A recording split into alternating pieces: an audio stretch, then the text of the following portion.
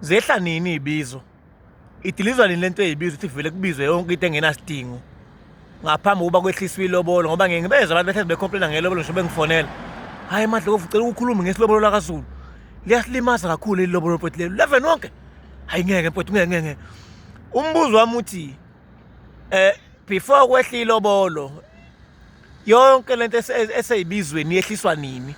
Wonke lo mbhedo uthi uthekela ngisho ubhuti bentombi nama-fridge wonke noJojo yonke lo msangano iyehliswa nini lo ey'bizweni ngoba iy'bizo zingembuzi, zingebhodwe, zingempahla kamama nekababa kuphela. Yonke lento ehlezi ibizwa into engekho.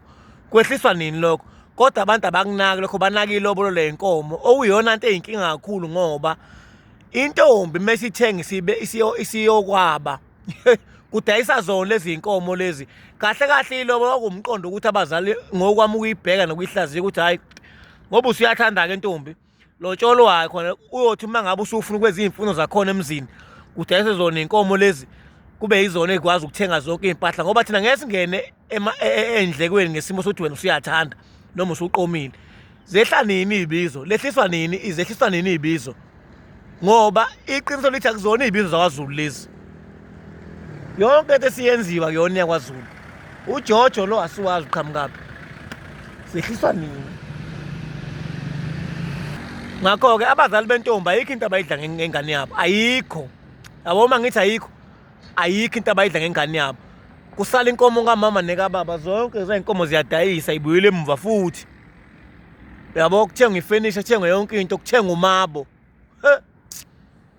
Kunenkomo yelokhuzana la kusazoba nenkomo yomncamo ezoqhamuka ngalya kamkhwenyana nayo ezokhansela umakoti imkhiphe ngapha. Yina ngicabanga ukuthi isuke kudlala amakhwenyana ngelobolo ngoba phela u11 nje zonke inemisebenzi yazo. Ayikho inkomo othiwa ngelaphi iyahlala relax ngaphandle kukamama nekababa. Imost yazo zonke lezi noma ehlawulo kasiyibali ngoba isuke isihlawulile, kodwa zonke zezinye ayikhothi ncama ikhofu lapho.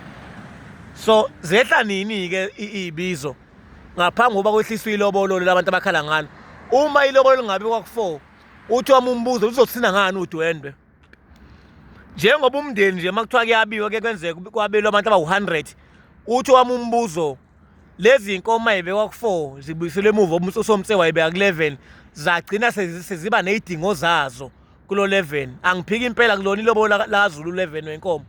Uthi wami umbuzo udwendwe losina ngani inkomo ezoba u4?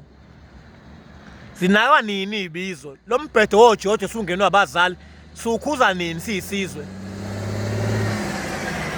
Bafowethu, iningi into efuna ukulungiswa la. Akulona lodwa ilobolo, nqwaba into engenasidingo ebambezela umfana. Nalokhu ukuthi abafana bengafuni ukuyofuna ukusebenza ko-Phoenix befuna umsebenzi. Befuna umsebenzi koMagenqe. Becabanga bezofuna amabhitha lathi ngingenawo ngisho abhitha kwanami. Umbhedo omunye lo omkhulu kabi. Uma umfana nje ufuna ukusaba ihlazo, awukwathi ungazoswenkiswa nge-abhitha ngodadewenu elotsholwa.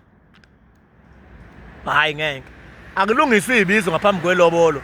Angisho hlala ngehliswe ilobolo. Ngiyanizwa khona iy'khazi zabantu abahlezi bekhala ngelobolo. Ngithi mina kubantu abawu100 uma sekwabiwa bethengelwe imali kabani ngoba eza inkomo ziyadayisa ithenge zonke into, kuthengwa amacansi, ingubo yonke into.